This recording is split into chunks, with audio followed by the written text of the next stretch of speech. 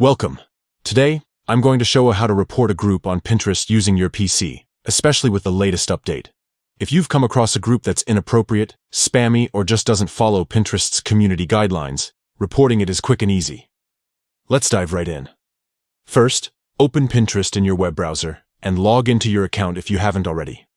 Once you're on your homepage, look to the left side menu. You'll see several options there. Click on Messages. This is where all your group conversations and direct messages live.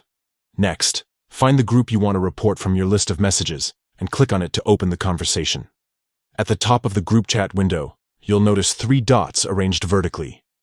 This is the menu button that gives you more options related to the group.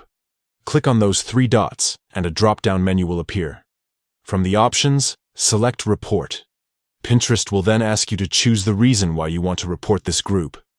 This could be anything from spam, harassment, inappropriate content, or other violations of Pinterest's rules. After selecting the appropriate reason, you'll be prompted to confirm your report.